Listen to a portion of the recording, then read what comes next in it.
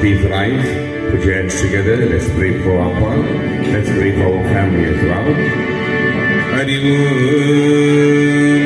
திருச்சம்பலம் முன்னவனே ஞானி முகத்தவனே முத்திகளும் சொன்னவனே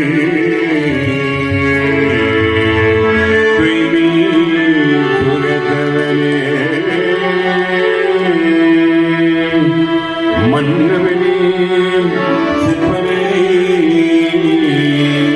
ஐங்கரனே செஞ்சனையும் சேகரனே தற்பதில் சரணும்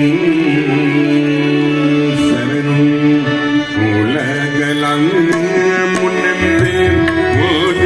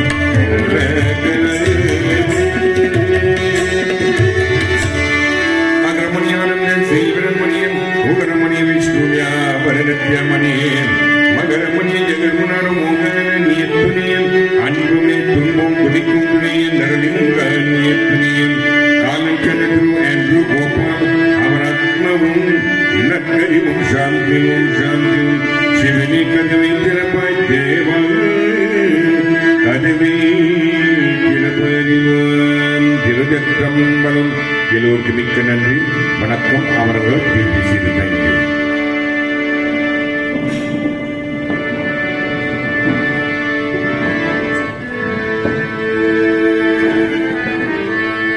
Ladies and gentlemen, as you know, we gathered here this afternoon to pay tribute to our dear Paul and to Gopal.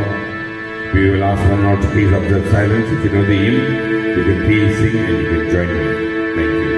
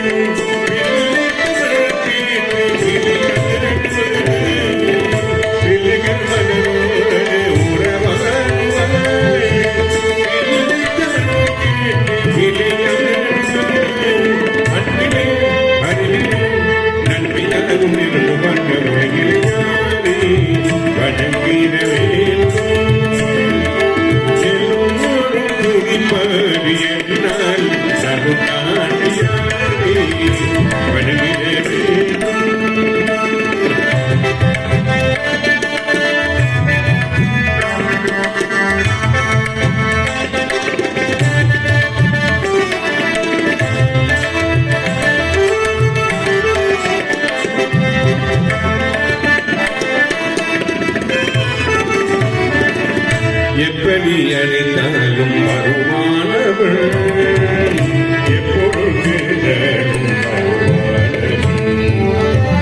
எப்படி அழைத்தாலும் வருமானவள் எப்பொழுது தருவானவள்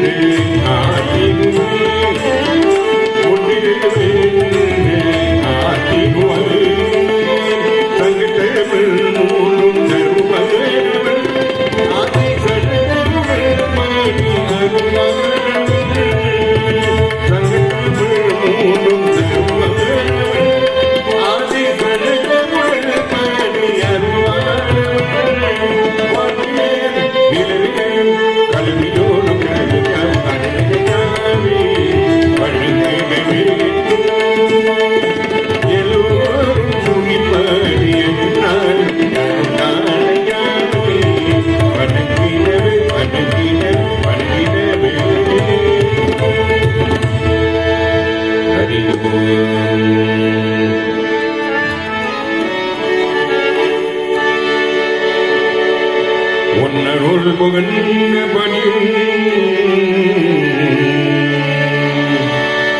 உன்னருள் புகழ்ந்த பணியும் என்னையும் வரும் ஞானியமனும் இருந்து நிலகண்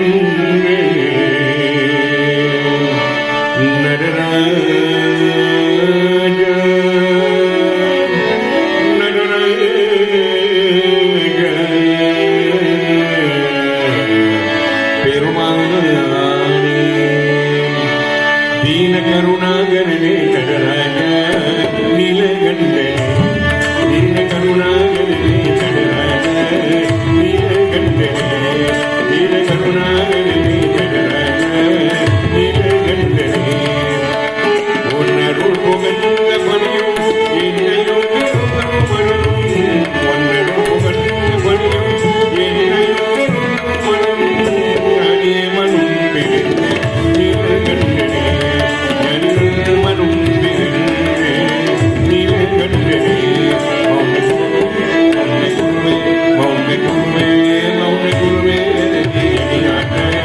நீலகண்டனே கருணாகரனே நடராஜ நீலகண்டனே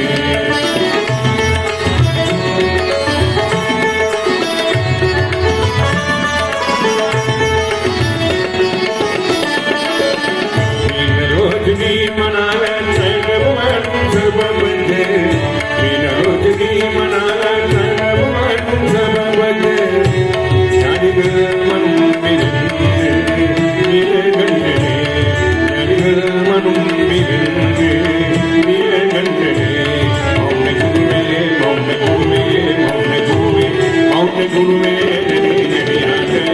नीलकंठने नील करुणागरने नटराज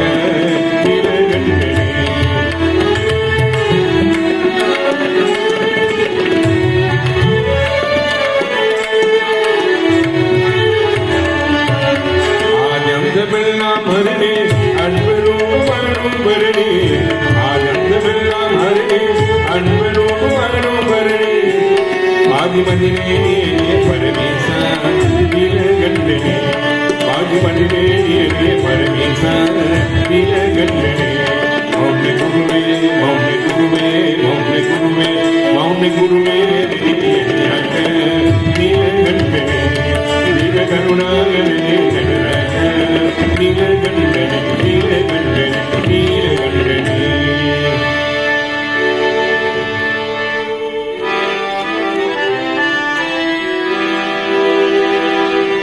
கோடி மலைகளிலே குறுக்குமலை எந்த மலை குங்குமணியிலே புனித மலை எந்த மலை தேடி வந்தோம் இன்பம் எல்லாம் செழிக்கும் மலை எந்த மலை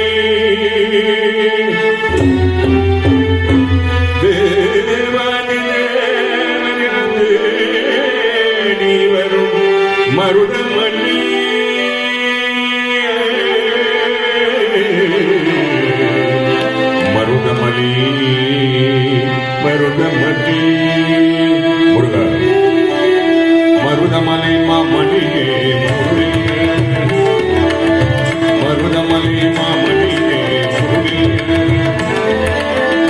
தேவர்கள் குலங்கள் மருதமலை மாமணியே முருகே தேவர்கள் குலங்கள் மருதமலை மாமணியே முருகே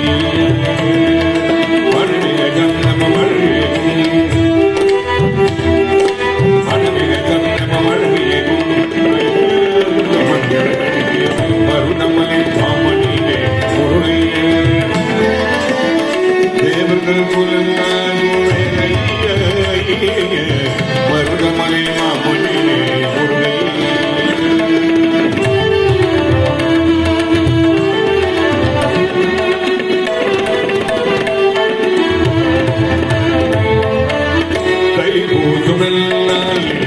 தேருடன் திருநாமும் பண்டுகள் உண்டாயும்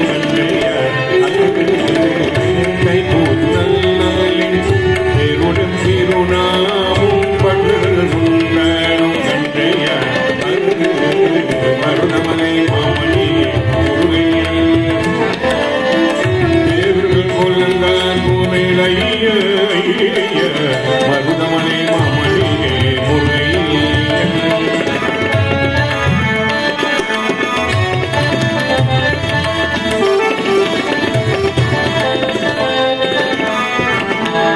கோடிகள் சுமந்தாலும் மகளே மதுவே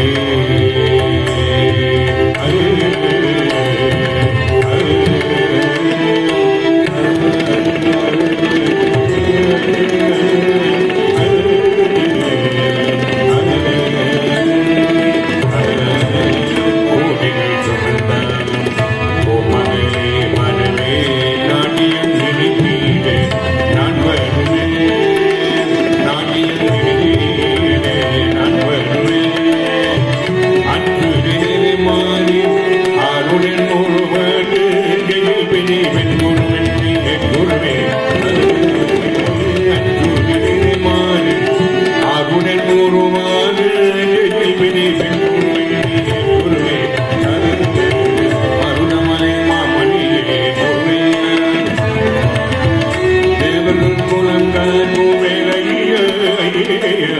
மருதமலை மாமணியே முருகே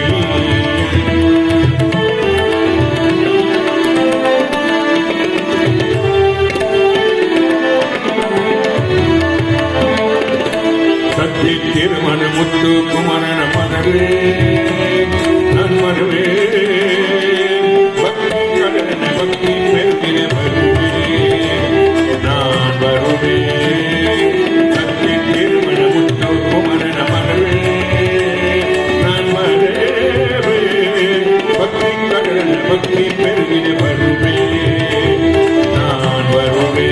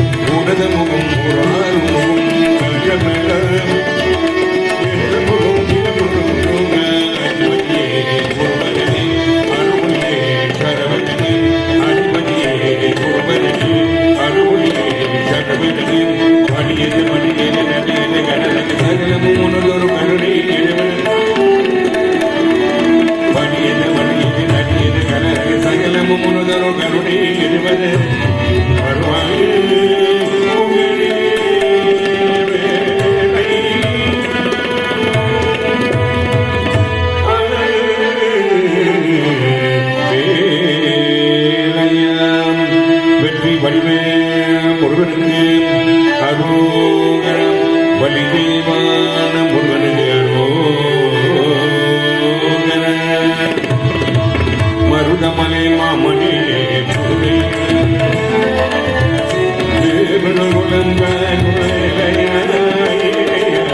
மருதமலை மாமணியே முருகை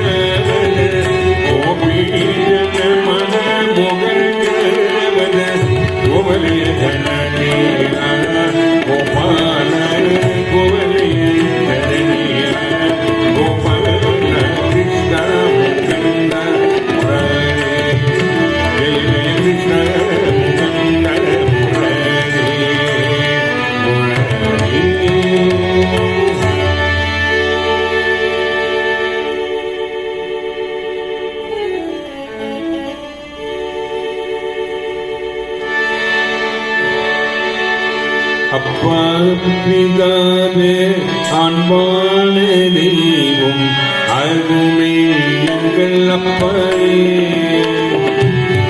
அருமே எங்கள் அப்பனே அப்பா பிதாவே அன்பான தெய்வம் அருமே எங்கள் அப்பனே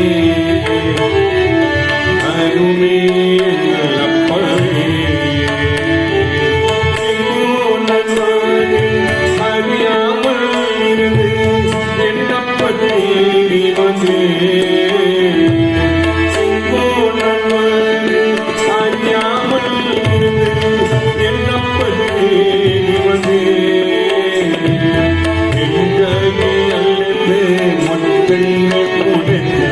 அருமை எங்கள் அப்பனே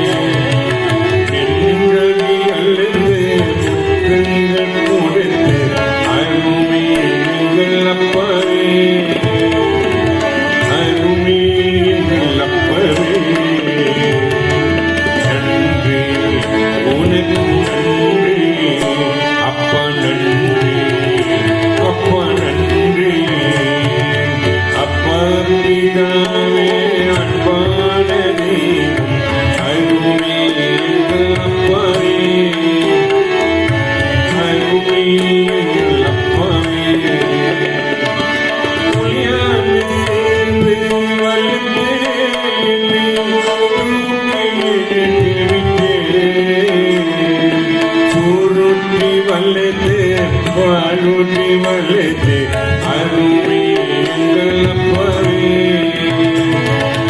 ஆராட்டி தாளடி மாலூட்டி சேர அருமை எங்கள் அப்பவே அருமை எங்கள் அப்பவே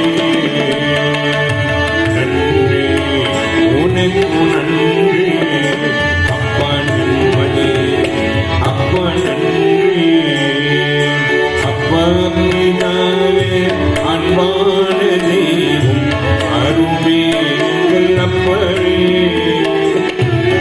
அருமை எங்கள் அப்பவே அருமை எங்கள் அப்பவே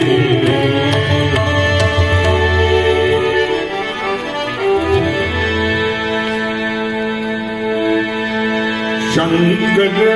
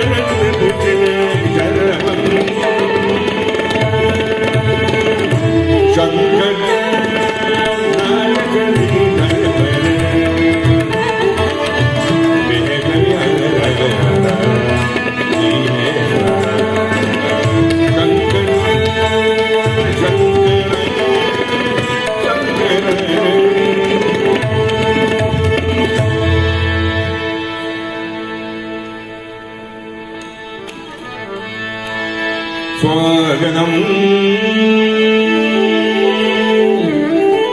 स्वागतम् शास्त्राचरणम् स्वागतम् अग्रमणि आनंद शैवरमणि उग्रमणि विष्णुया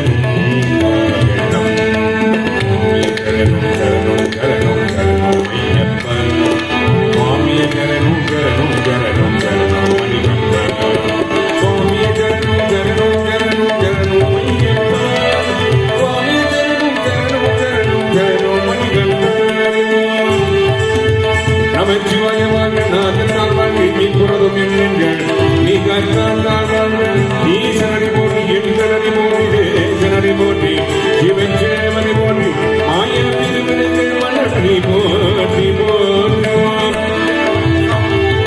காலன் செல்வத்திலும் ஆண்ட்ரூம் கோபால் அவர் ஆத்மம் நகருஷன்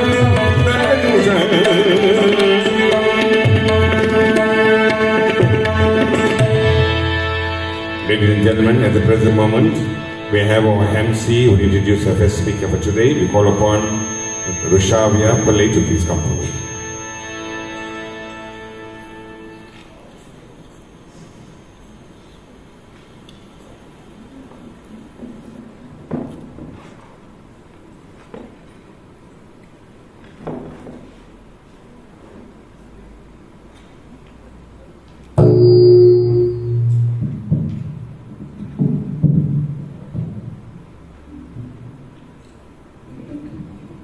We gather to remember the little things.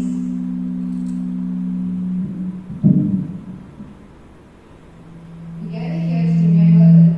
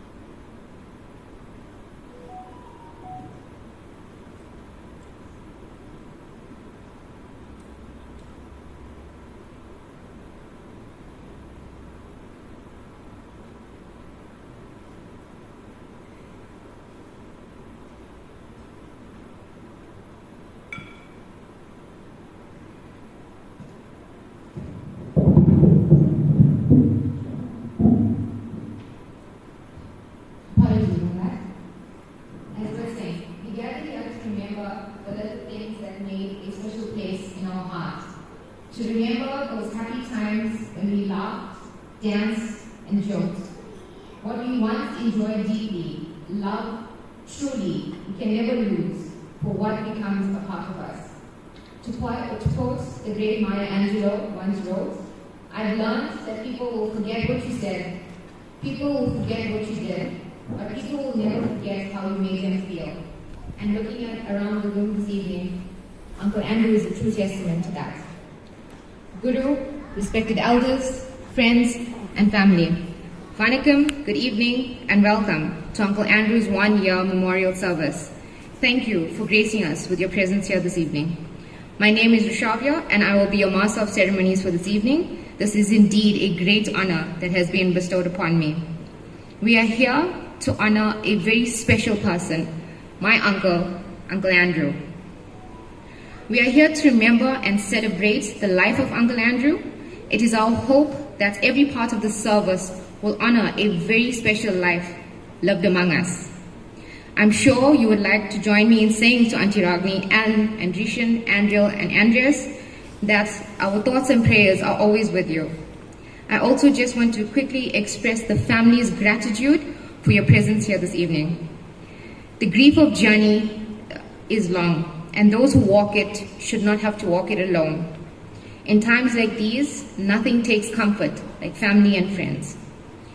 Your presence here also shows the family how great and valuable Uncle Andrew was and what an impact he has made in our lives.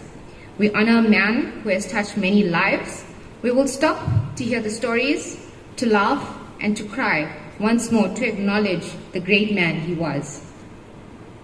To shed some light on this evening's events that will be taking place this evening, in Hinduism, throughout the morning period, the last rite called the Prita Karma will be performed, which insists the disembodied spirit of the loved one to obtain a new body of reincarnation. In the Tamil calendar, 1 year after the family will observe a memorial event which will be done here called the Shraddha, which pays homage to the departed. It is intended to nourish, protect, and support the beloved soul in their pilgrimage to the higher realm in proceeding to their reincarnation and reappearance on the earth. Without further ado, I hand over you to Guru.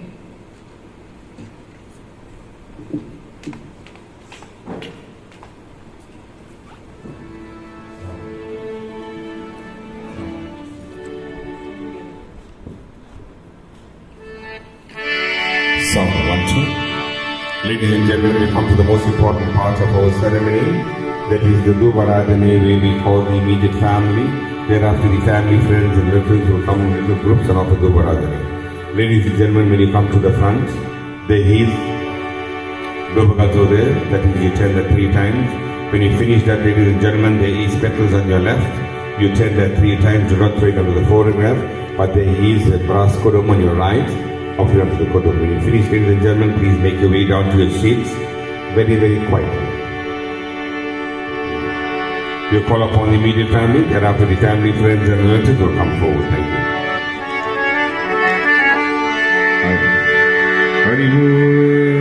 திருக்கம்பலம் நமச்சிவாயவாக நாதன் தத்தாவாக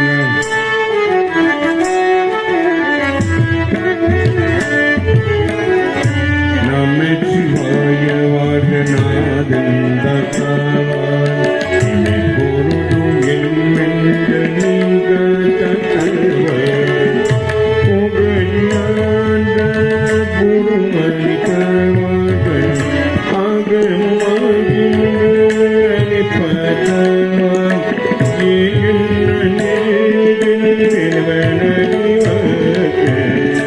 நமச்சிவாயவாக நாதன் தத்தாழ்வான் இனி பொருளும் என்மென்ற நீங்க தத்தாழ்வான்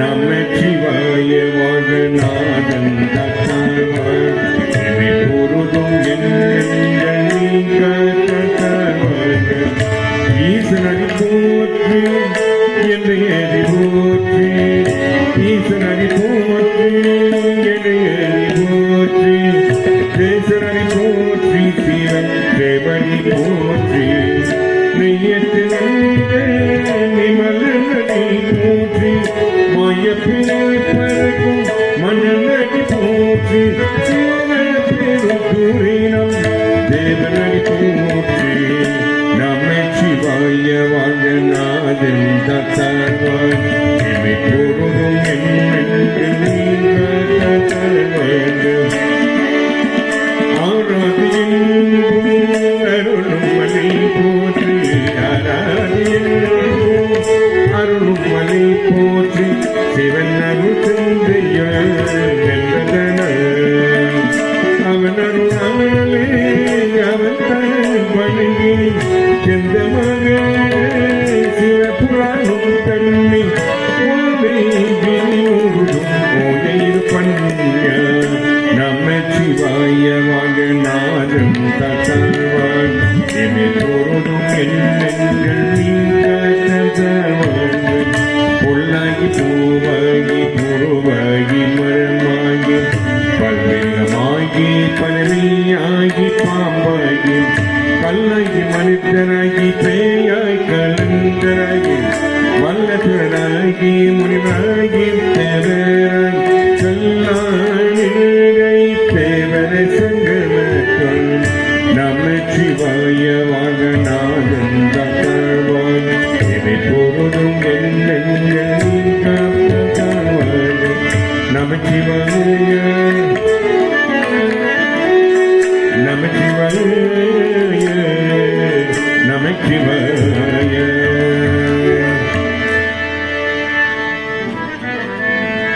அருட்பெரும் ஜோதி தனி பெரும் கருணி ஆனந்தரங்க அருளாமணிங்க அருளாமணிங்க அருட்பெரும் ஜோதி தனி பெரும் Karuni Ananda Ranga அருளாமணிங்க அருளாமணிங்க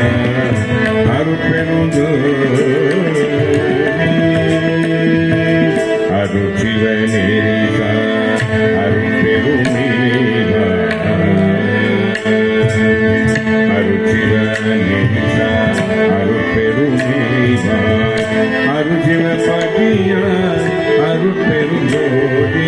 Family friends, please come forward, ladies and gentlemen.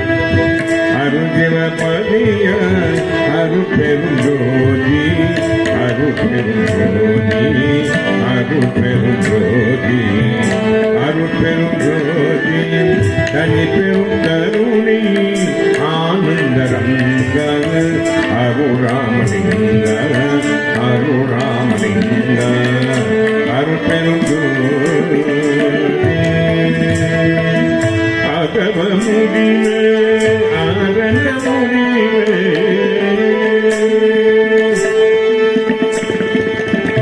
அகவ முடிவே ஆரண முடிவே, அகவ ஊங்கிய அருட்பெருஞ்சோதி, அகவ ஊங்கிய அருட்பெருஞ்சோதி, அருட்பெருஞ்சோதி, தனிப்பெரும் கருணை ஆனந்தரங்க அருராமலிங்க, அருராமலிங்க, அருட்பெருஞ்சோதி. உண்டன இருந்தன உண்டன இறைவா,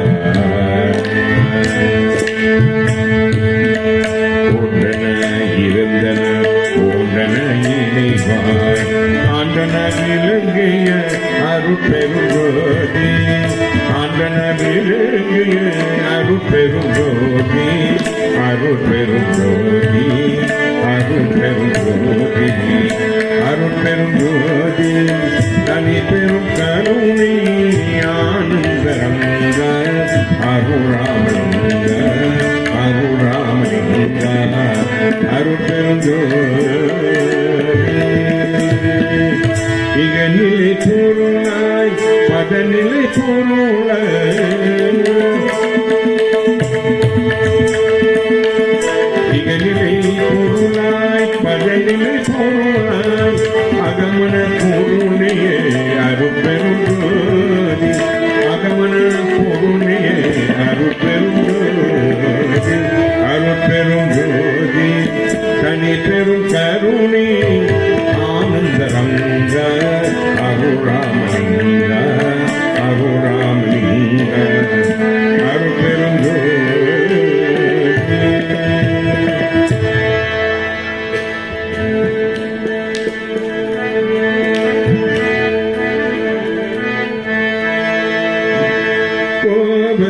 கோவர்தனகிரிதர, கோவர்தனகிரிதர, கோவிந்த கோகுலபாலக,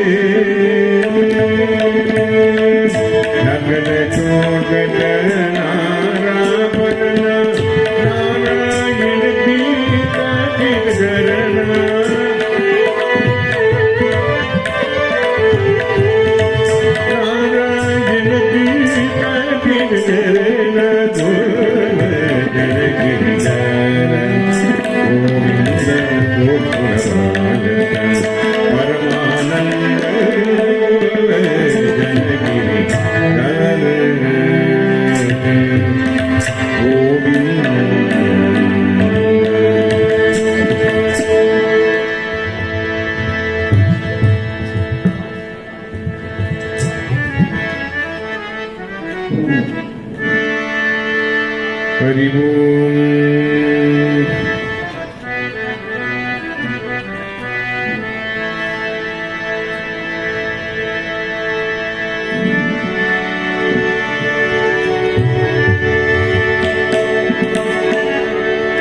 தொற்றுனை வேதிய ஜோதி வானவன் பொற்றுனை தீர்ந்தது போகின்ற கை துற தொற்றுனை வேதிய ஜோதி வானவன் பொற்றுனை தீர்ந்தது போகின்ற கை துற மூர்த்தியோ கதல கட்டுரை மூர்த்தியோ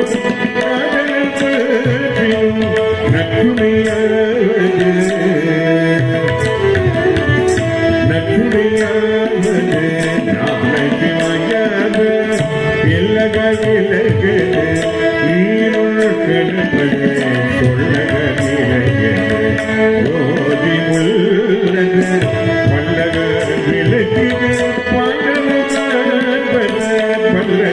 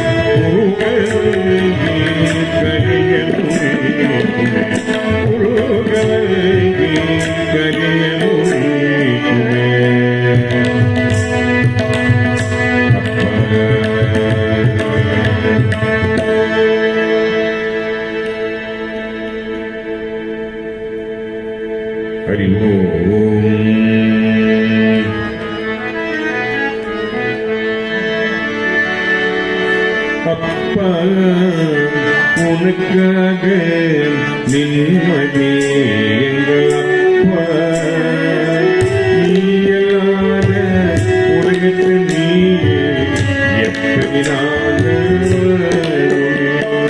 அப்பவே தெய்வமே நிம்மதி எங்கள் அப்பா நீயலாத உலகத்து நீயே எப்படி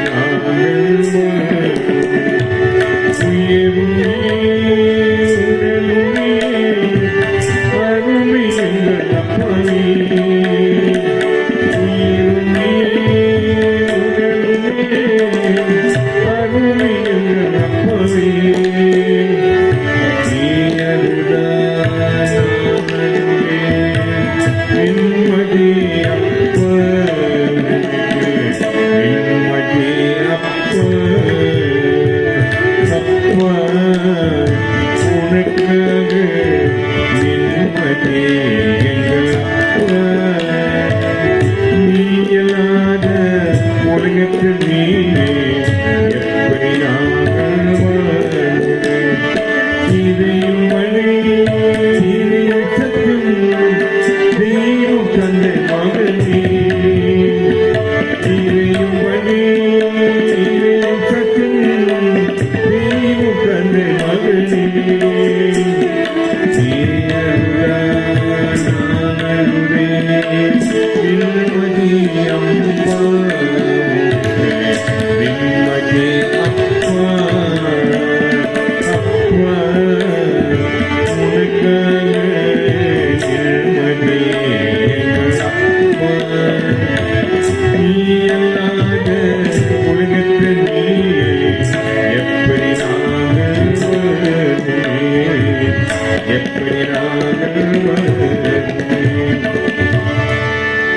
Ladies and gentlemen, after you finish praying, you can exit on your right, ladies and gentlemen. Making is lighter. Thank you.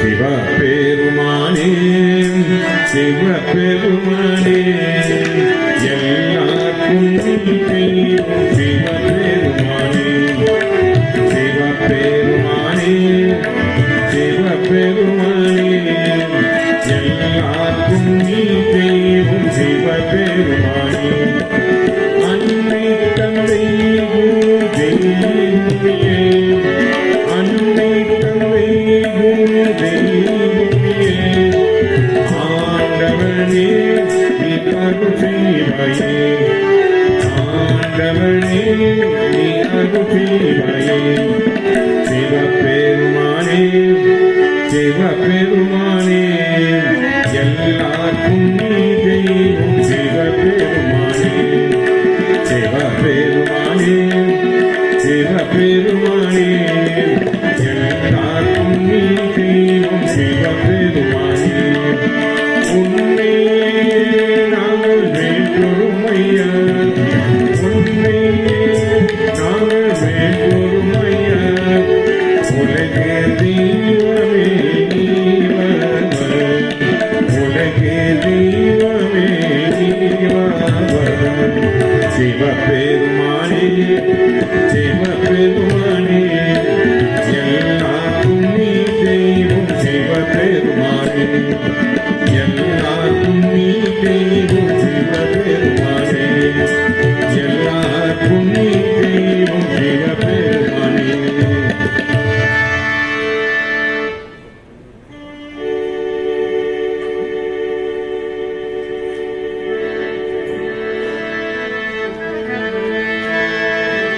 ஆனந்த நடமிடும் பாத, ஆனந்த நடமிடும் பாத,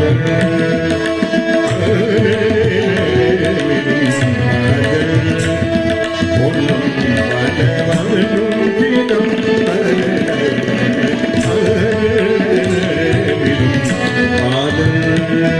பொன்னும் பலவனும் தினம்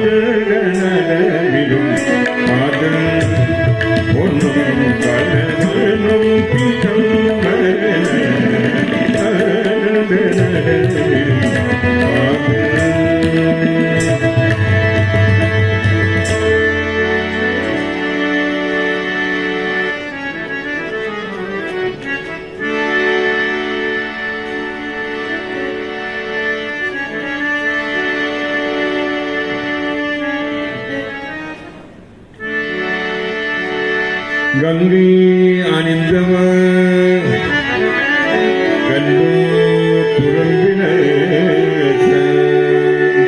சதங்கியரும் பணவினோத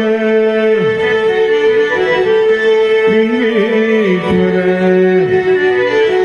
நின்ற துணை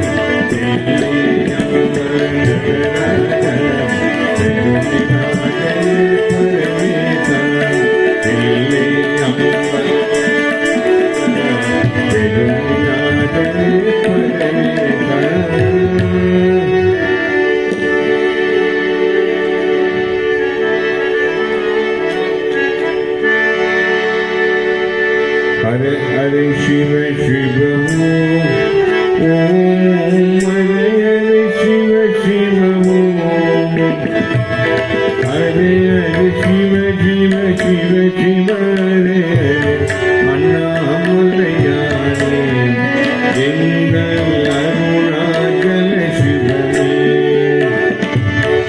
Kanagame Mandala Pasaman Kadimala Panindagane Manidayavayum Manyanage Manidayavayum Manyanage Malayanagerundavane Engal Arunachala Shivame Hare Hare Shiva Shiva Om Hare Hare Shiva Shiva Hare Hare Shiva Shiva Shiva Shiva Hare Annamallayane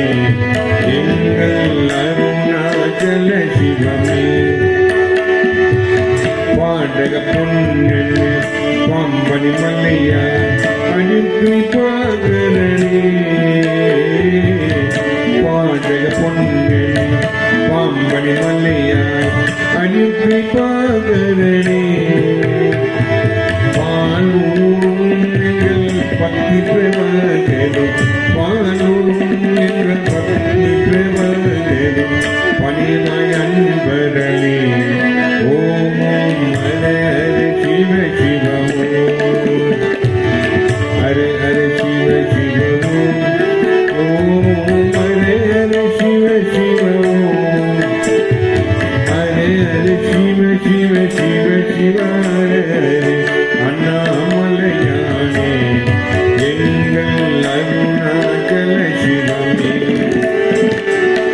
பாட்டக பொன்வே பாம்படி மலையா ஹரிகிருபாகரணி பாலூரும் எங்கள் பக்தி பிரபகரே பணிவாய் அன்பர்களே ஓம் ஓம் ஹரே ஹரே சிவ சிவ சிவ ஓம் சக்தி ஓம் சக்தி ஓம் சிவ ஓம். Ladies and gentlemen, we come to the conclusion for the Akshotpadikam Muktinari Shanti praise Papa. We'll ask one or two please rise to chant together. Let's pray Papa, let's pray for our family.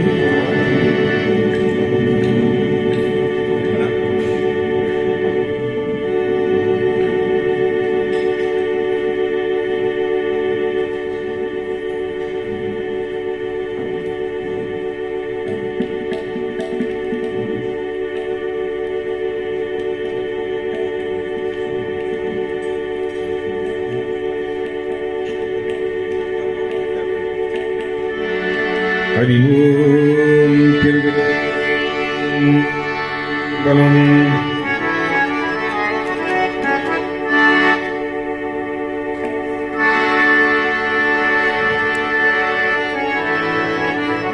Take the family one. Hari Om Hari Om.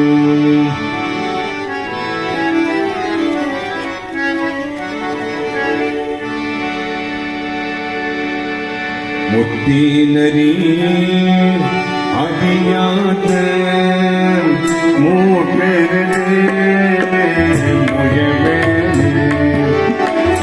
பத்தினரி அறிவே அழகு அதுவனும் சத்தம் பண்ண அறிவே சிவமாகி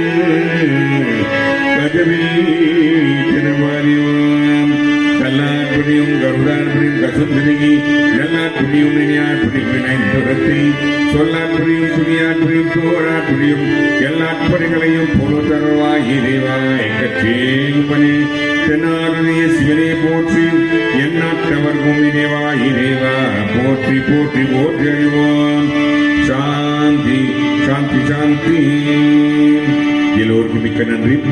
வணக்கம். அமரர்கள், please be seated. Ladies and gentlemen, our MC once again, she's going to introduce you to the speakers. Thereafter, while you're having your supper, there will be a slideshow in remembrance of the family and Papa. She's going to do that.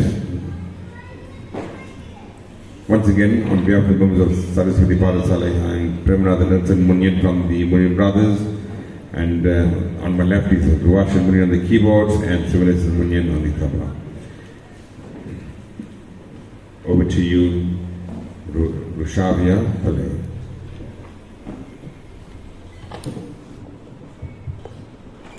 Thank you, Guru and the Munyan Brothers, for that unity service.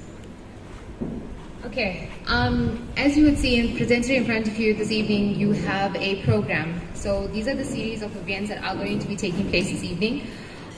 So I would like to call upon my first speaker, Uncle Andrew's sister, Auntie Angeline.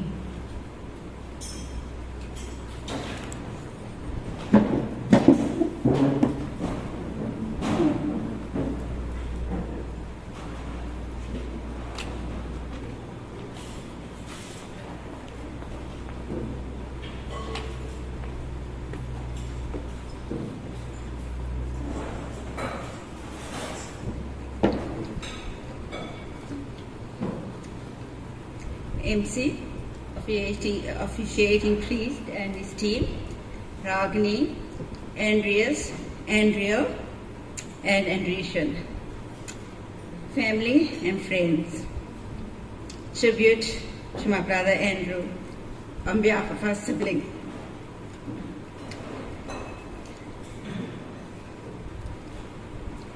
Our life, our strength, our protection. You kept our heartbeat alive in the most troubled and challenging times of our lives. Andrew, what an epic life you lived for us, your siblings.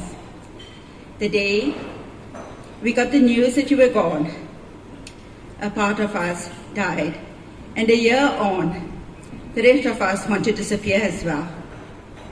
We feel lost, empty, and in perpetual days without you.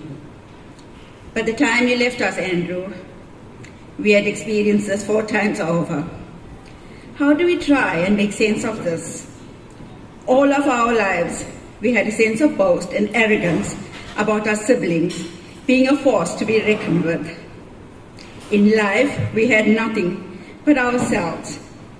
We stood united and were vigorously loyal to each other.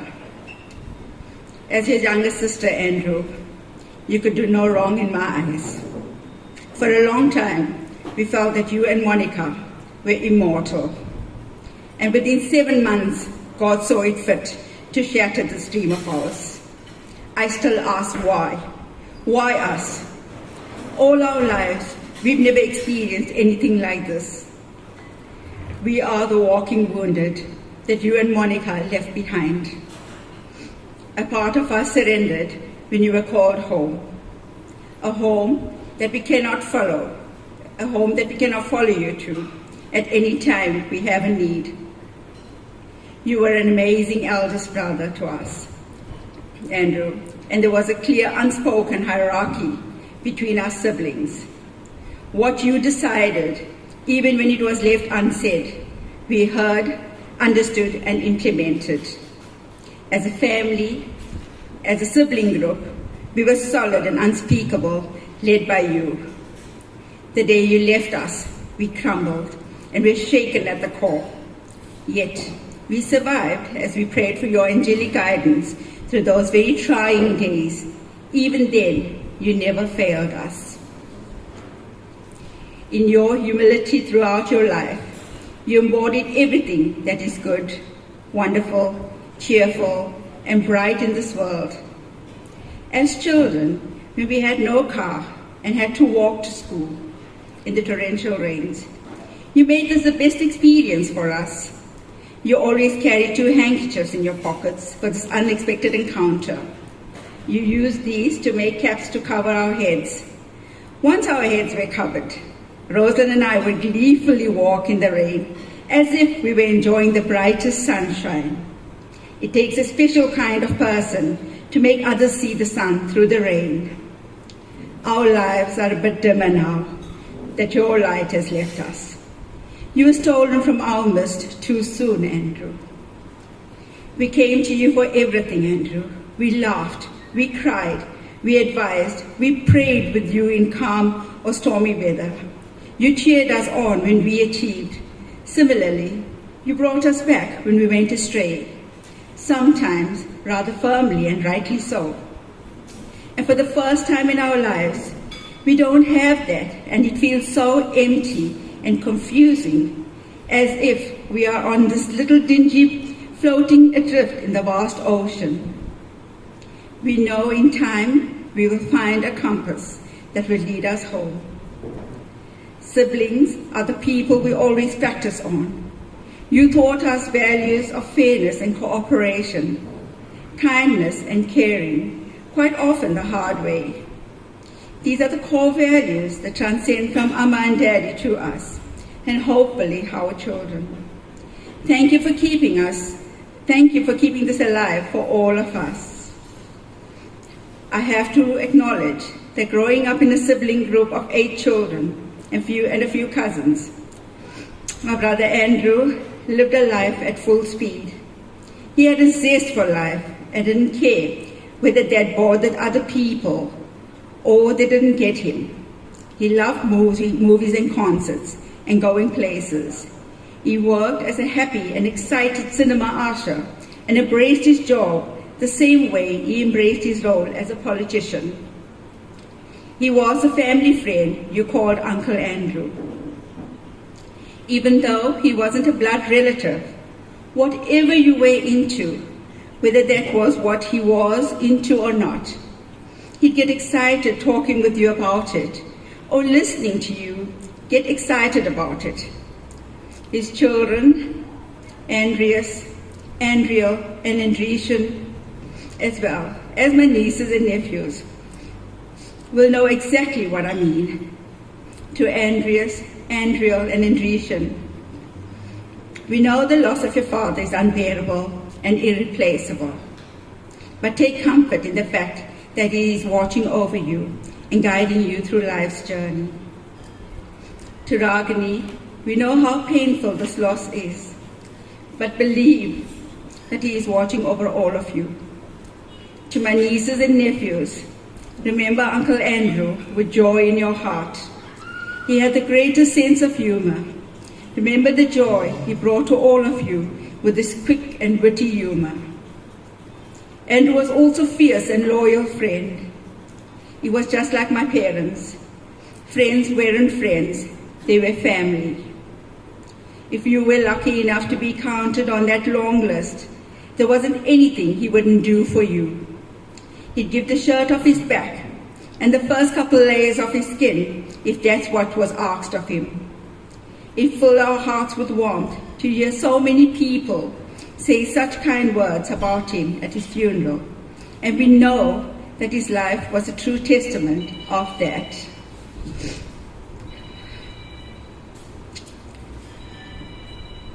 To my siblings, Andrew will want us to remember this life is about the relationships we have, all of them.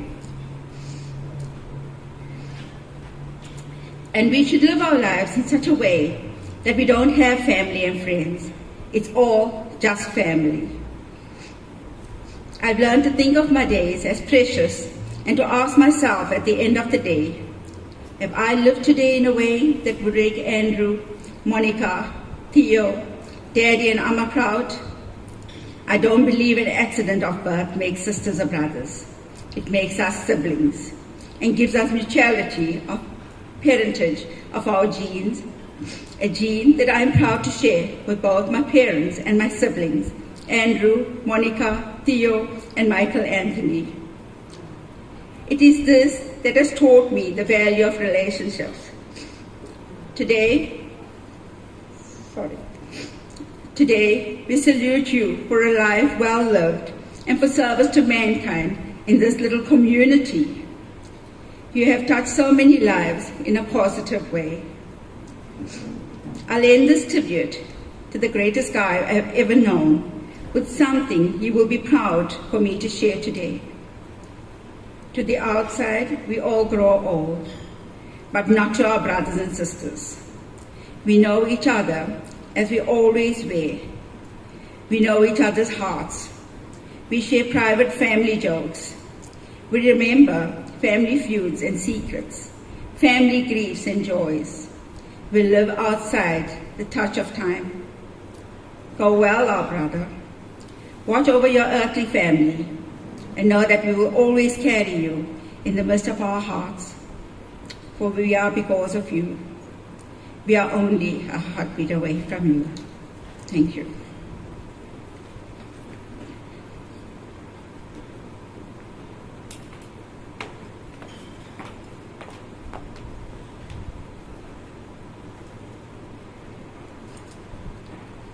Thank you, Auntie Angeline, for those kind, heartwarming memories that you shared with us of Uncle Andrew.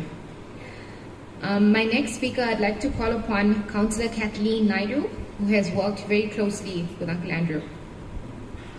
Councillor?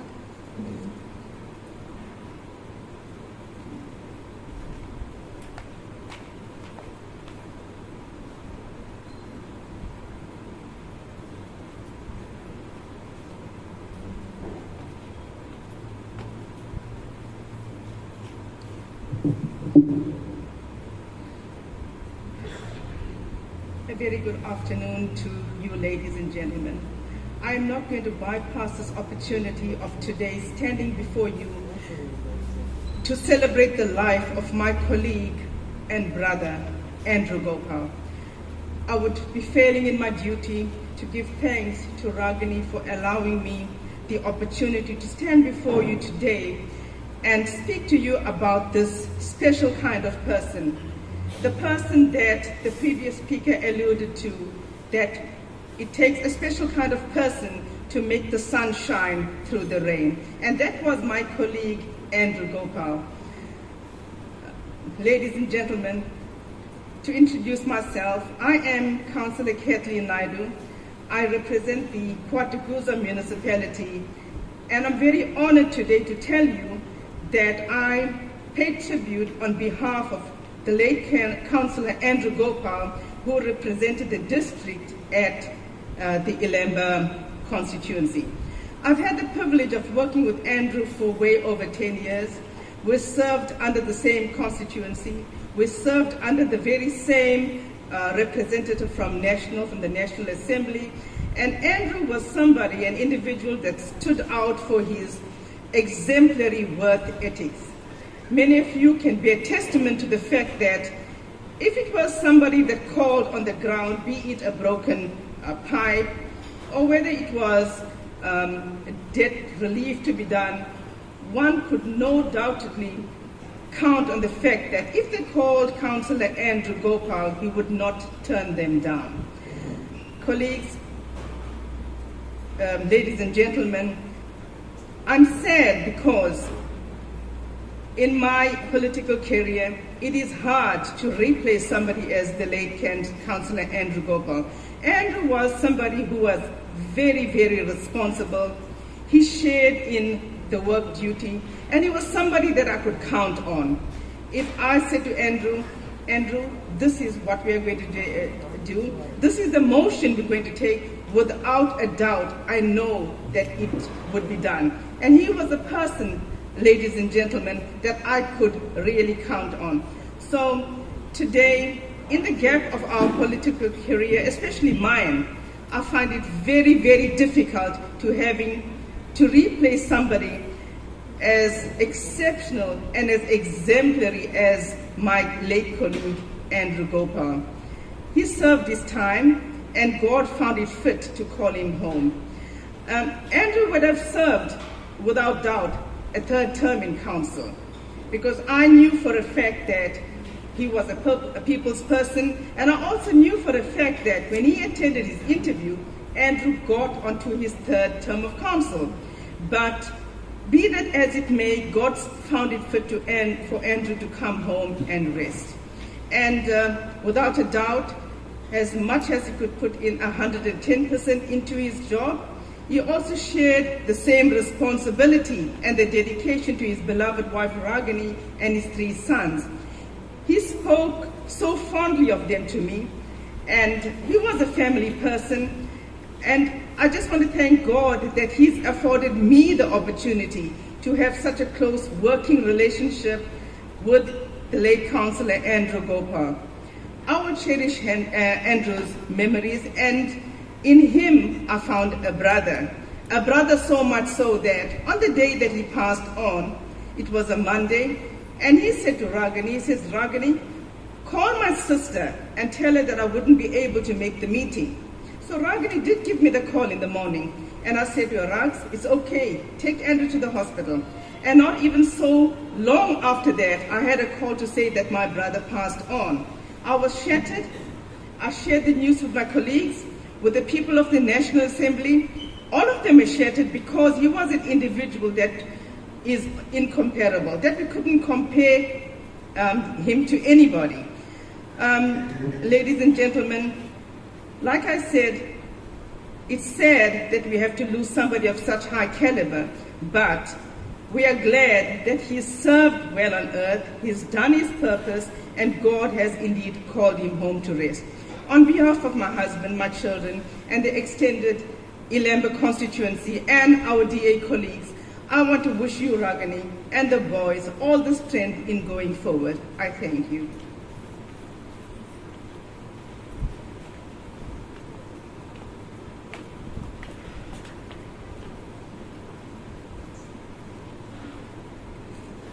Thank you, Councillor Kathleen.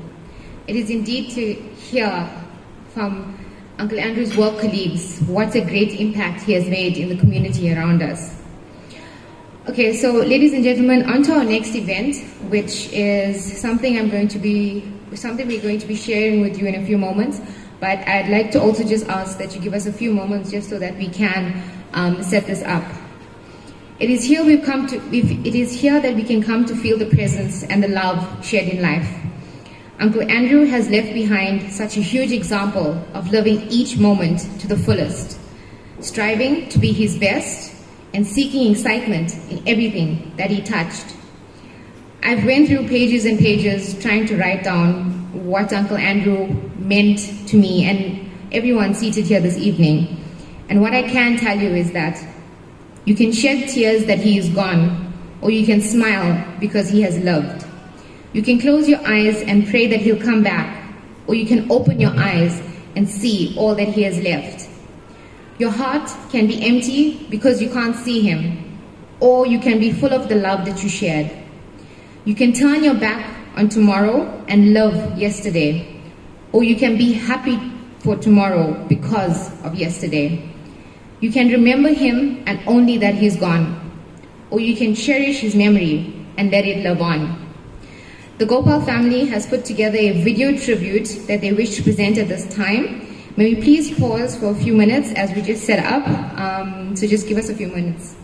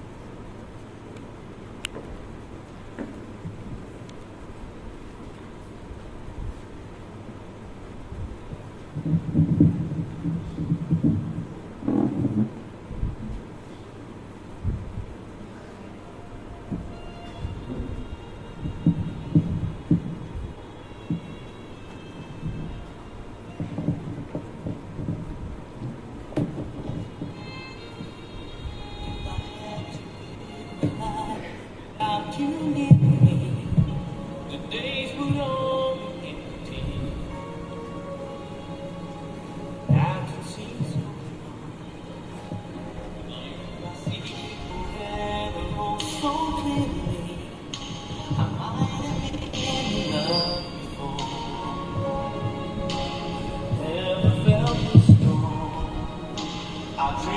young and we both know they'll take us where we want to go. Hold me now, touch me now. I don't want to live without you. Nothing's gonna change my love for you. You wanna know how much I love you. One day you can be sure I'll never ask for more than you. Nothing's gonna change my love for you. You wanna know how much I love you. You wanna take my whole life. Nothing's gonna change my love for you. If the road ahead is not so easy, our love will be the way for us. Like the guiding star, I'll be there for you if you should need me. You don't have to change a thing. I love you just the way you are. So come with me and share with you. I'll help you see forever too. Hold me down, touch me down. I don't want to live without you. Nothing's gonna change my love for you. You wanna know how much I love you. One day you can be sure I'll never ask for more than your love. Nothing's gonna change my love for you. You wanna know how much I love you. You wanna take my whole life, but nothing's gonna change my love for you. Nothing's gonna change my love for you. You wanna know how much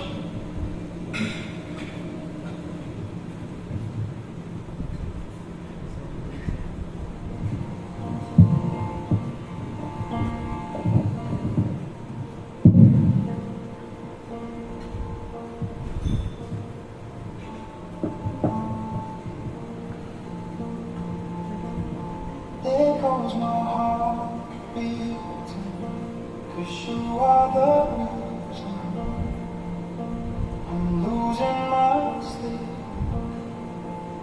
Please come back now. There goes my mind racing, and you are the reason that I'm still breathing. I'm hopeless now. I climb every mountain, swim every ocean, just to be with you, fix what I broke. Oh, 'cause I need you to see.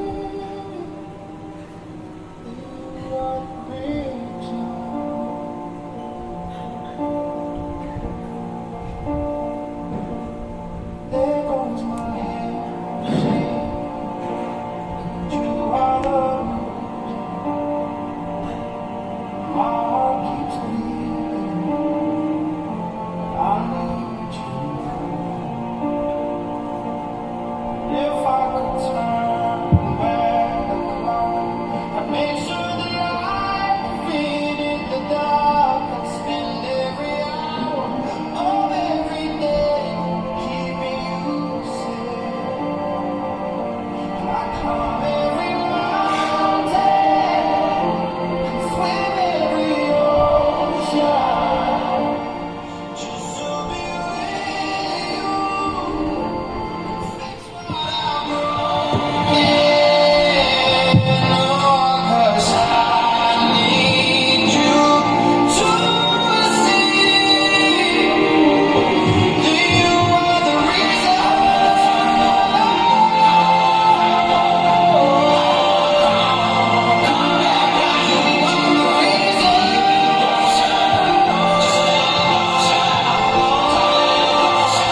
Need you to hold me tonight.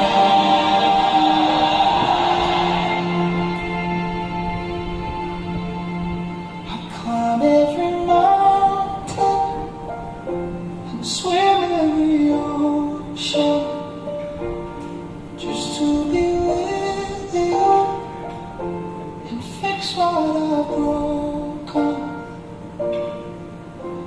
'cause I need you to see that you are the reason.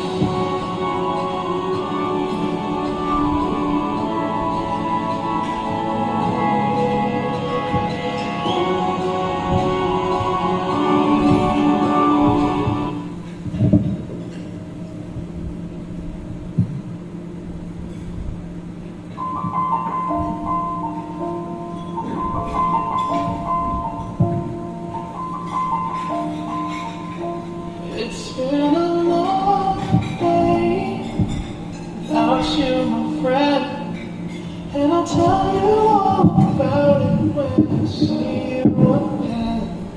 We've come a long way from where we began. Oh, I'll tell you all about it when I see you again. When I see you again. Damn, who knew?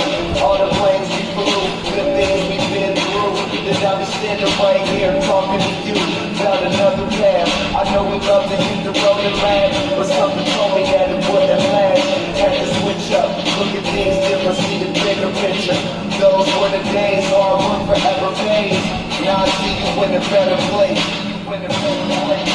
Now that we gotta talk about family, what family's all that we got. Everything I would do, you were standing there by my side. And now you gon' be with me for the last ride. Been a long day without you, my friend, and I'll tell you all about it when I see you again.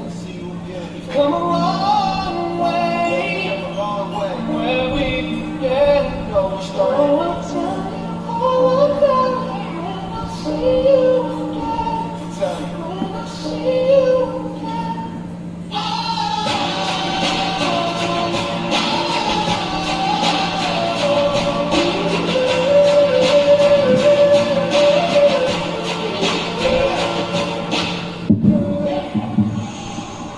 Push you both, go watch your way in the vibe. It's feeling strong that was small. Turn to a friendship turn to a bond. And that bond will never be broken. The love will never get lost. And what love will come first. And the line will never be crossed. Established it on our own. When that line had to be drawn. And that line is where we get. So remember me when I'm gone. After we gotta talk about family, when family's all that we got. Everything I would do, you were standing there by my side. And now you gon' be with me for the last ride. Let the light guide you away.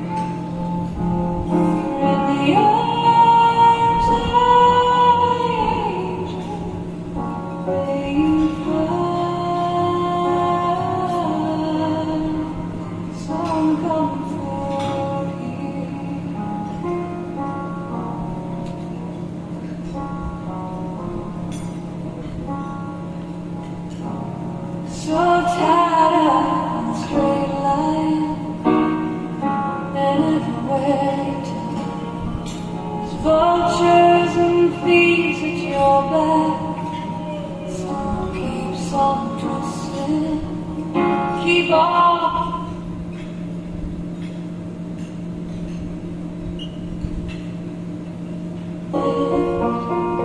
And here on earth, everything's different. There's an emptiness. I hope you're dancing in the sky.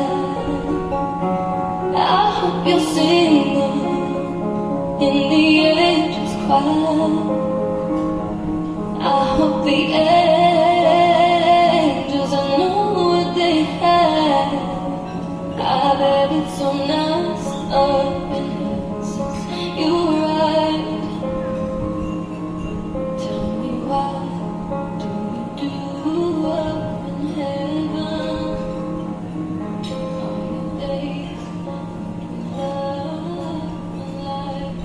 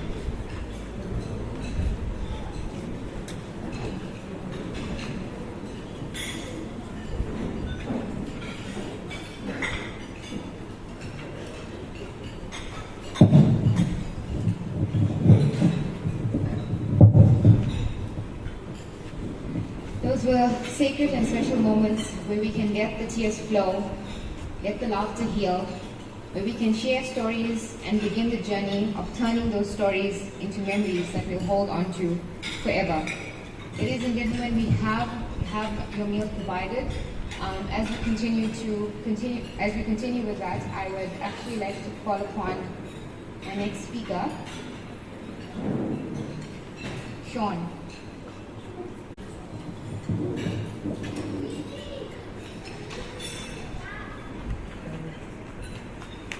Even now, you're not that far away. My heart is full of memories and you're with me every day. You lived your life with meaning and with a smile upon your face. A world that was full of happiness is now an empty place. People say that only time will heal a broken heart, but just like you and me, Granddad, it's never been torn apart. I know you are at peace now and in a place where you are free. Meet me at the pearly gates when heaven calls for me. Thank you, Yara. I'd like to call upon my next speaker, Catherine.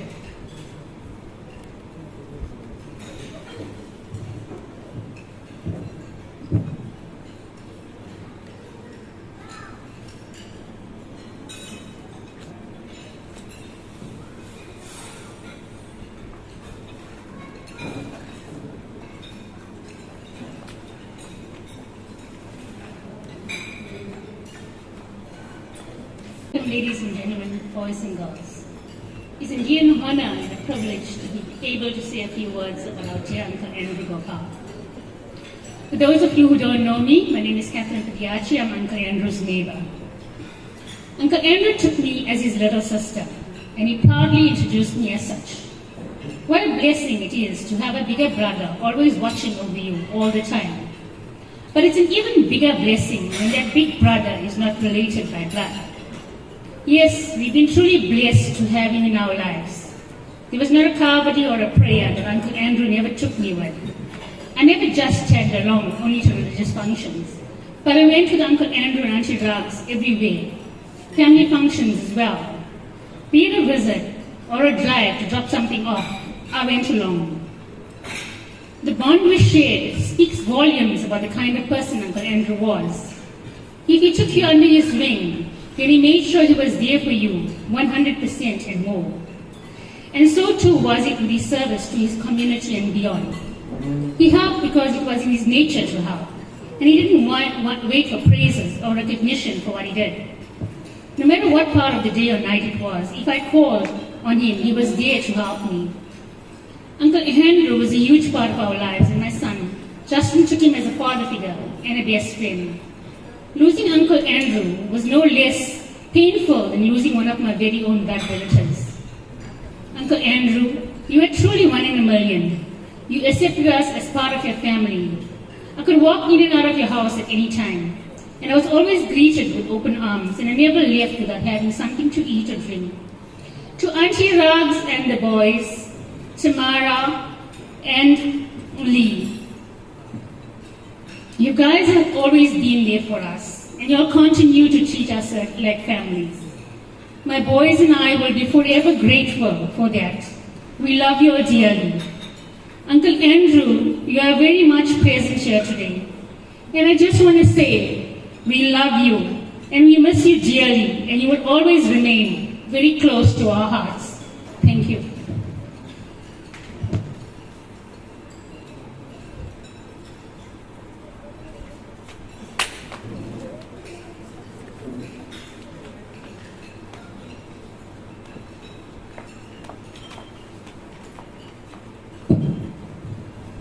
Thank you, Catherine. I would like to call upon my next speaker, Uncle Andrew's niece, Tori, to say a few words.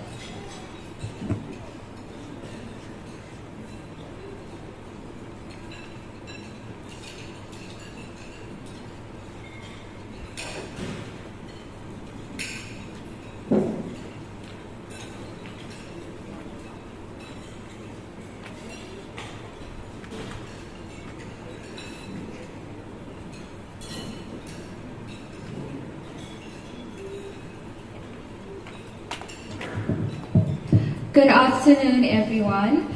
It's lovely to receive an overwhelming response in attendance to my Big Daddy's prayer. My uncle was adored by all his nieces and nephews because everyone was his favorite. Whoever was in his presence became his favorite, until the next cousin came along and stole our limelights. He put us all on a pedestal and was proud of everything we had achieved, big and small. Not only was he adored by his nieces and nephews, but his brothers and sisters shared the same affection towards him. He was our family's pillar of strength, the one we could all count on at any time. He always put his family first, and time spent with him was constantly filled with laughter. I shared a very special bond with my Big Daddy, as I thought I had two dads. My mornings always started with breakfast with him, and he would always make time during his day to see me. He was the only person that was able to console and comfort me when I was angry and upset. My family has him to blame for me being so spoiled.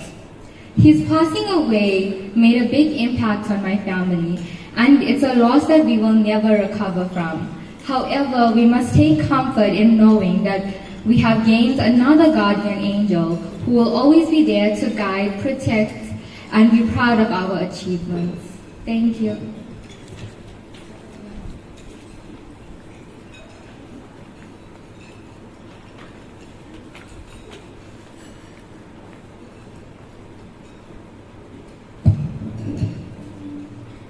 Thank you, Tori. I'd like to call upon Auntie Sari to say a few words.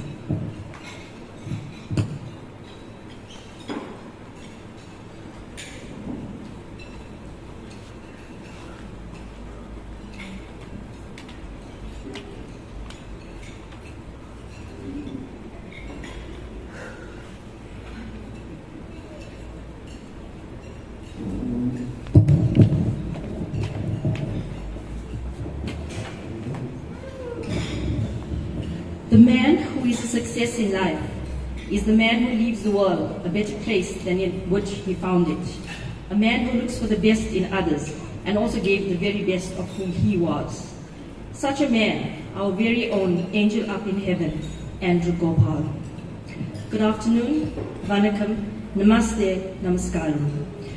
How does one put into words the phenom that was Andrew Gopal? It's simple. You cannot. But I will do my best to give him the due justice. As I was searching for the right words to express my thoughts, which also included several bouts of sobbing sessions, I found myself reflecting on the multifaceted roles he played in the lives of so many people. A loving husband, a loving father, son, sibling, brother-in-law, friend, grandpa, colleague. The list is endless. He is just a special somebody, a special something to every single person he encountered on his journey through life. Andrew, a once-in-a-lifetime person who touched not only your heart, but he also touched your soul. A person who stood beside you, not over you. Someone who could be yourself with. Someone to talk with, hope, cry, and believe with. Someone you could count on and confide in and depend on. Andrew cut a very stern and formidable stature, but as you got to know him, you grew to understand just how much of an impact he made on your life. An extraordinary individual who saw beyond social status, beyond religion, beyond blood ties. Once a stranger, one met, he soon became a firm friend and a part of the family. Andrew was a very simple man with a heart that was bigger than the universe. He strove to love, honor, respect, support, guide, and protect those dear to him. He was most happy surrounded by family and friends. His devotion to his family was the foundation of his actions and also the anchor that defined and shaped his life. He was your go-to guy, ever ready to help, steadfast, willing, and fun. A man of strong principles, he did not let something he felt was wrong go unchallenged. He was never one to be complacent, and he led by example. He was never afraid of hard work, even when he was ill, or even getting his hands dirty. If ever anybody asked Andrew, "How are you?" his answer was always the same, "I'm okay," with that unique Andrew smile.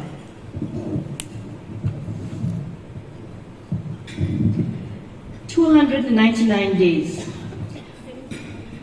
17,940 hours, 1,076,400 minutes, 64,584 seconds. The amount of time we haven't heard your voice, seen your smile, or been in your presence. Yet in all this time, you were never forgotten, nor will you ever be. There is not a moment that someone doesn't mention your name in fond, loving remembrance. We all wait for the calls that we know won't come, the teasing that won't happen, the smile we won't see, the footsteps we won't hear. To Ragini and the boys, Lee, Tamara, his siblings, family, friends, and every single person who had some tie with Andrew, be proud of his time on earth, for he served it with a greatness that is unparalleled. I'm sure if all of us can emulate just one trait of Andrew's, his kindness, his way of life, his character, his loving good deeds, then we will definitely let the legacy that is Andrew Gopal live on forever. Thank you.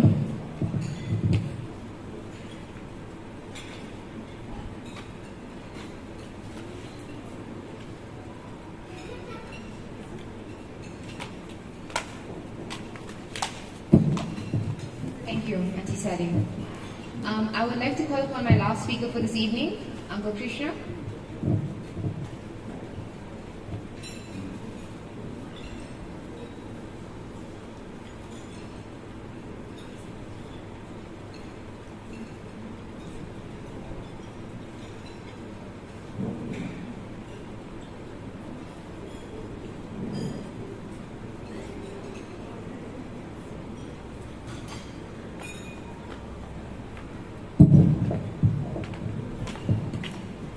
Thank you, Master of Ceremonies.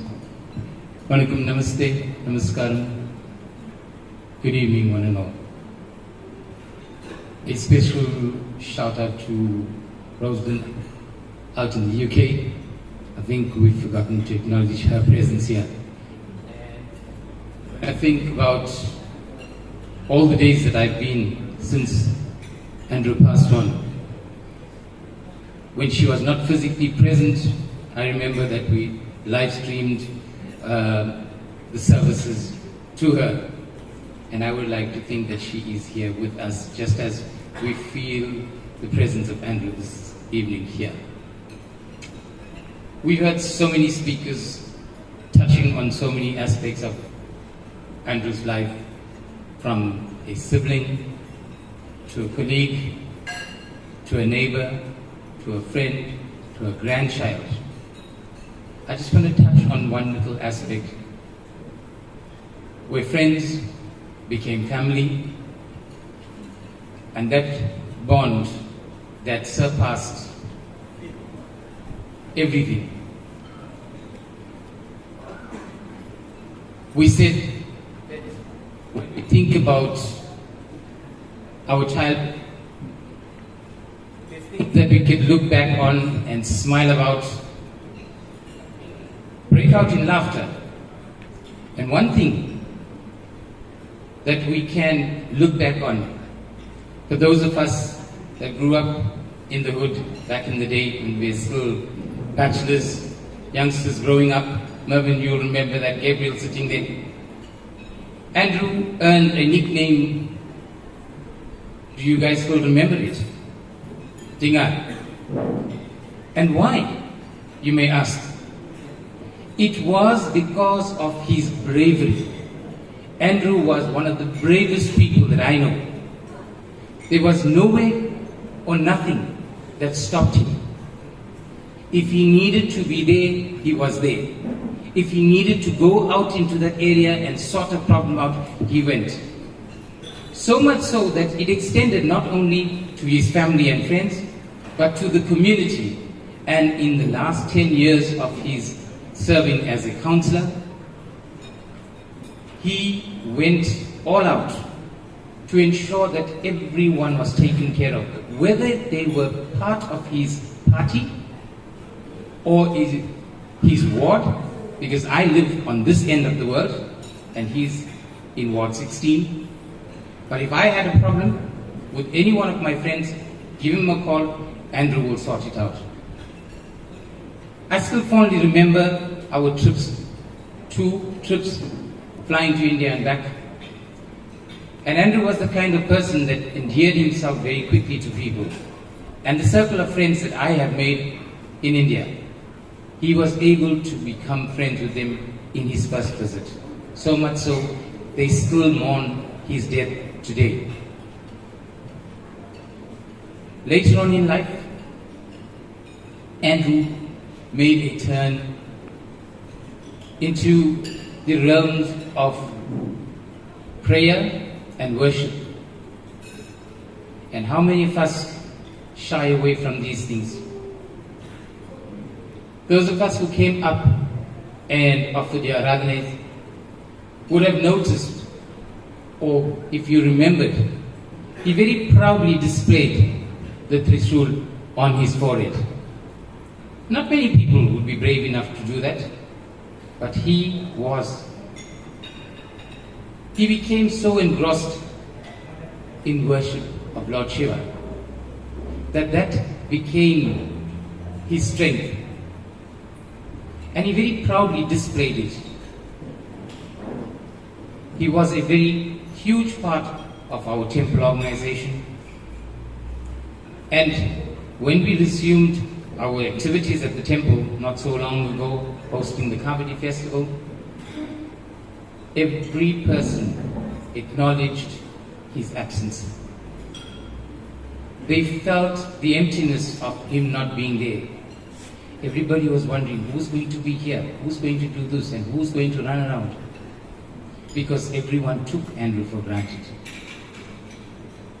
And suddenly, we all had to jump in and do things. calling on His divine strength to give us that push to be able to do what He would have done had He been here.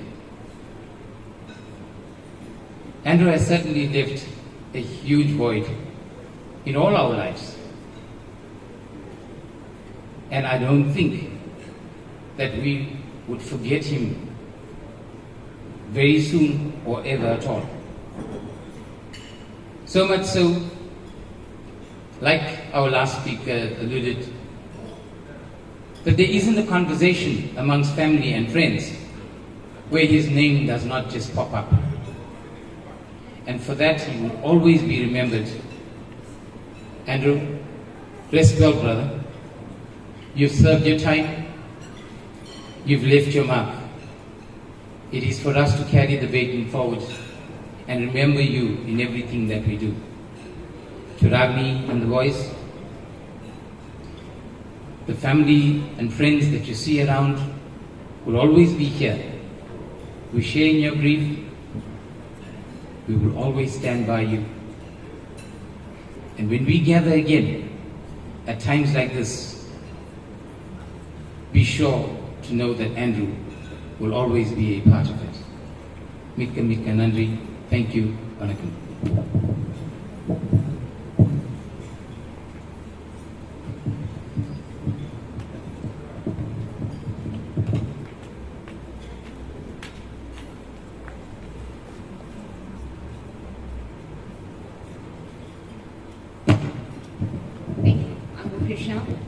Ladies and gentlemen, I'd like to thank you for your patience with us this evening.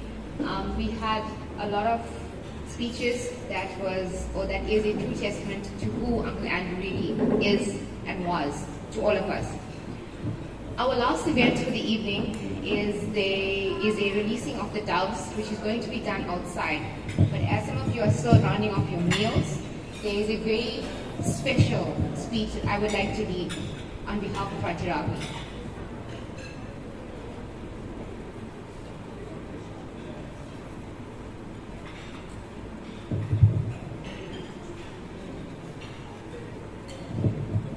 Vanakkam, Namaskaram, Namaste, and Sani Banani to one and all. It is with complete brokenness and despair that I must express the feelings of the loss of my beloved husband, soulmate, my best friend, and most importantly, my better half. Andrew and I, from the very start of our relationship, was an accidental encounter at a family member's home. Don't get me wrong, Andrew and I did know of each other, but we did not know each other. Andrew was quite a bold man, some would say. I remember he told my aunt that I would be his wife one day, and that he took a bet with his friends. In my head, I knew it would never happen. I even told my aunt it would never happen. Andrew and I were worlds apart. I believed that we were worlds apart due to our different religions. I was more of a working type, working a 7-day week with long hours. On the other hand, Andrew was a person who always spent time with his friends. His habits were not of my caliber, so you can see why I say worlds apart. Although my thoughts were against this relationship, Andrew was persistent. I remember at one point in time, one of his family members were getting married and we were invited to his cousin Gabriel's wedding. My parents were unable to attend and asked me to go on their behalf, knowing my cousins that will also be present at the wedding. I knew that I would have transport to get back home. Little did I realize that the transport was with Andrew. Most of the people that knew Andrew knew that he liked me, as he discussed about me a lot with other people, which I was unaware of. About an hour later, there was a knock on my door. I go to the door, and Andrew was standing there with flowers that he had taken from the wedding. My mom asked me who it was. I said it was Andrew, and he brought flowers, and I don't know why. Andrew was very determined. He planned a beach trip with my cousins and some friends. He also asked my aunt to ask my mother if she would allow me to go on this trip with them. He made this plan so he can have a conversation with me privately. I remember my mom's words were, "Oh, these people are up to something, you will not go with them." After a little while, she said that I could go and see what they wanted. At the beach, he spoke to me privately. He expressed his feelings and what his intentions were. I also told him where I stood with this. Being Andrew, he decided to send a couple of family members to my house to talk to my parents, and it wasn't a pleasant meeting. My mom was fine with their visit, but my dad was not. He asked them to leave due to our different religious backgrounds. My father was not keen for this marriage. After many discussions with my aunts and my mother, my mom finally convinced my dad. Andrew and I didn't just get married straight away after my father had agreed. My mom and my dad had agreed that Andrew and I should get to know each other before we decide on a marriage date. As I got to know Andrew, I started to see the good qualities in him, in which I began to admire. And some may not believe, but Andrew was a hopeless romantic. My route to work was to pass his house every morning and afternoon. And whenever I walked past, he would play the song, "Nothing's Going to Change My Love for You" by Glenn Medeiros. And that constantly irritated me. After getting to know Andrew, I realized that he was the kindest, most humble person I had met. In the same breath, I realized that he was a very protective and caring person to those closest to him. Before and even after marriage, Andrew always made me a priority with his regards to everything. He found a way to make me special. After marriage, when our kids came, I watched how his bond with the kids grew. Besides the bond with the kids, he always spent a lot of his free time with me at work. Our family time was taking the boys out to fun fairs, game reserves, to Richards Bay, fishing, and many other places that kids at their age would enjoy. To the boys, Andrew was everything to them. He was their father, their best friend, and the person who they confided in. He was basically their go-to person. Their father was their confidant and their secret keeper, not telling mom. Other special moments in our families were birthdays. Andrew and I planned these for the boys. Even during difficult times, birthdays were very special to us, up until his passing. We always stood united as a family and got through everything and anything, due to our strong support we had for each other. As most would know, Andrew's second home was a temple. He would go beyond to make sure the organization was run proper. Him, being the foundation member of the temple, had to ensure that nothing was done improper. You would be sure to find him the front line working and not for recognition. We all know that marriage is not a bed of roses. Andrew and I had our fair share of challenges and struggles.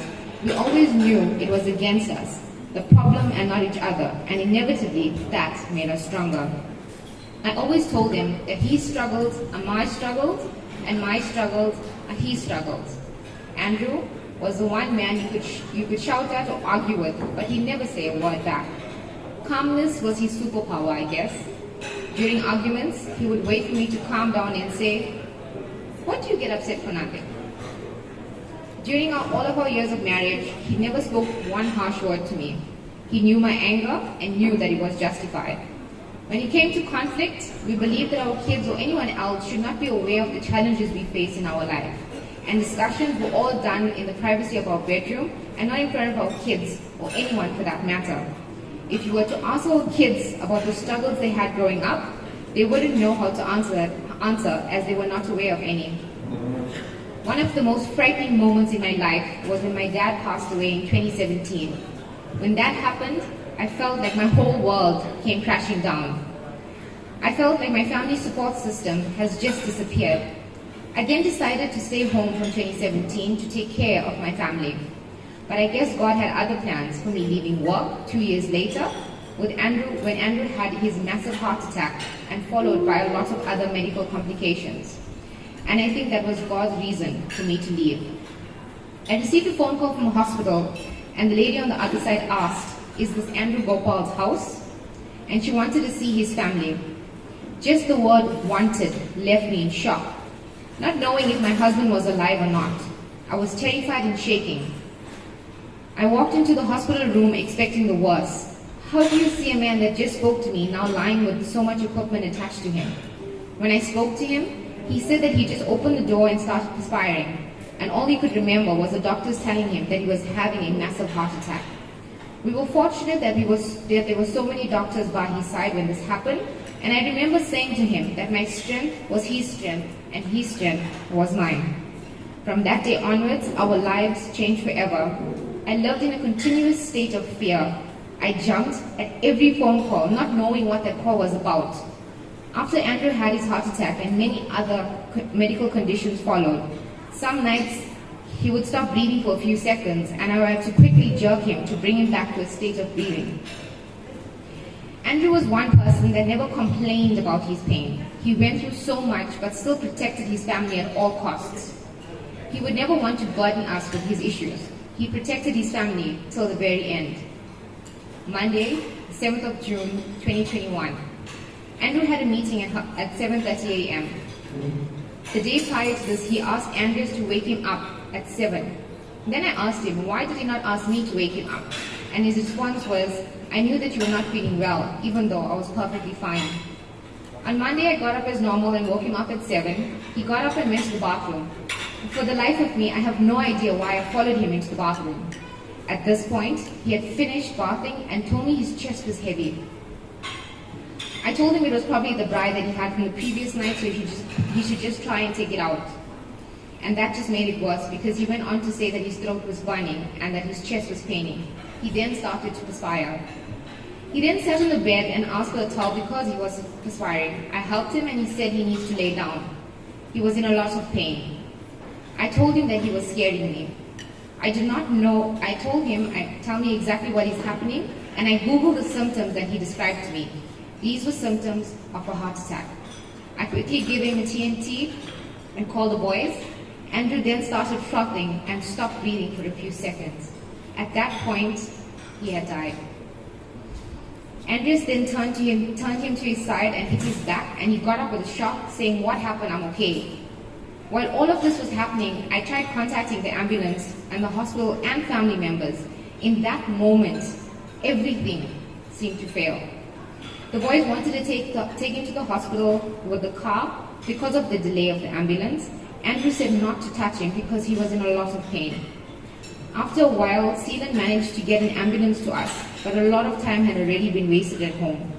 The paramedics that came home was extremely slow. I was getting angry, but I couldn't say anything because I was scared that they would stop treating him. All I could hear was our dog continuously crying while this was happening to Andrew. I think she sensed something was not right. Immediately, the boys helped the paramedics to move their father into the ambulance. They said to me it was one of the painful moments of their life. They knew their father to be a strong man, and to see him in such a state left them broken. We were asked to follow the ambulance, and they had asked us to sit outside while they attended to him. While waiting outside, I sat and I prayed. A few hours later, we were called into a small room. We waited there for a few seconds when Seelan came in and told us that the specialist, Dr. Govender, wants to see us. Specialist Dr. Govender explained to us that his sugar and pressure had shot up and his kidneys were failing. I couldn't understand why because he never suffered with those ailments. So I asked him why. At this point, I was very angry. I also made mention that the hospital stopped all his medication and that I had found that very strange for a hospital to stop a heart patient's medication. The doctor just looked at me and said that could never have been true. I said, well, they did. I think he saw my frustration and he didn't want to argue. He told me, if you're brave enough, you can go and see him now. So Andrew and I went to see him. I asked him if he was okay, and he said yes, he was. I asked him again if he was okay, and he said, yes, I was. I then asked him if I could stand there by him, and he replied no, that I should wait outside. He kept saying that he was okay. Andrew asked us to leave, and we were told to wait in that small room, not realizing it was a comfort room, where family members are asked to go there when there is no chance of survival. Whilst in the room, Dr. Mere walked in and tried to explain to us that Andrew had a 50-50 chance. His heart was pumping at 15% instead of 30%. He also said that they had lost Andrew 4 times and revived him 4 times. Therefore, his heart rate was really low. I remember pleading to him to do everything in his power so that nothing would happen to Andrew. After speaking to Dr. Mere, I asked Andrew to phone his brothers and asked them to come to the hospital immediately. When Anderson and Vishen got to the hospital, they saw Seelan and Arlo cry. At that point, Andres knew his father was no more. They were brought into a room with security. A few minutes later, Seelan walked into the room with his head down with Dr. Govender, who closed the door behind them. And by the means of a head gesture, Dr. Govender let us know he was gone. Dr. Govender then said to us, please remember that he was a very strong man and he really put up a fight to live. I don't remember what happened after. I knew I lost it, but I couldn't believe what happened. And at that point in time, Andrew asked me, I heard you pray. Where was your God? He never heard your prayers. They took my father away, so don't ever ask me to pray again. I will pay my respect to my dad until the 16th day. I will pay my last respect to my dad until the 16th day. The pain of losing a husband is something I would never ever wish upon an enemy. Losing Andrew, people expected me to move on and forget, but nobody understands how the emptiness and pain have become a permanent part of my life because my husband meant the world to me. Who do I turn to when they ask the person who has brought me to an endless amount of happiness has been taken away permanently? The person who I shared everything with has now left me all alone. The worst part is when somebody asks me, how are you? And I have to say I'm okay because I'm afraid of passing my sadness on to them. The reality of losing him has not sunk in yet, and I'm unable to do anything without him. I still wait for him to walk through the door and ask me, what's for chow, Rags? With that smile on his face. People who knew us knew that we were inseparable. Wherever we went, we were always together. And if people think that time heals, it's not true. Time only teaches us how to hide one's pain. Andrew had a heart of gold. He was loving to whoever he met and helped everyone he could. He dropped everything for a simple phone call from someone in need. He would give to others willingly, even if he didn't have for himself. Andrew was never a man that chased the limelight, but rather a man who did the hard work on the ground while others took credit for it. And that's how humble a person he was. And most seated here tonight can agree to what I'm saying. I know he has made a difference in many people's lives, and I'm sure each and every one of you are grateful for him, and I do know that you miss him a lot. In conclusion, I would like to say, living a life with Andrew takes a lot of courage. No matter where you are in life or in death, we will always share a bond. Death may have robbed me of you, but it did not rob me of the love that we shared. Always remember, you left this world but not my heart. A man so full of light, a bigger in his own right than most of us. Your place in my heart is permanent, and my love for you will never die. Just remember, whatever our souls are made of, yours is mine, and mine is yours. Most expect me to drop everything and move on, but that's not possible. You've set the bar so high, almost unattainable to reach, that no one will ever come close to a man that you were. And that's our love story. The story that was left incomplete because we had plans and leaving was not part of it. Love you forever and always, always in my thoughts and in my heart. So give me the courage and strength to walk this journey alone without you until we meet again. Love, Rags.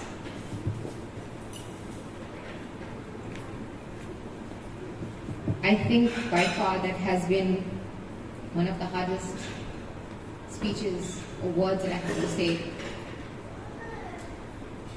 Ladies and gentlemen, I again would like to thank you for your patience this evening. Can I please ask you to make your way towards the outside where we are going to have the next event, but please can I remind you to come back inside where we do have refreshments provided, and then I will then say the vote of thanks.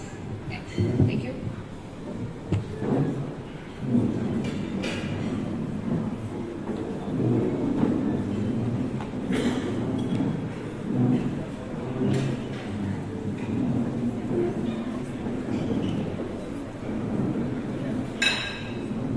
But they come down.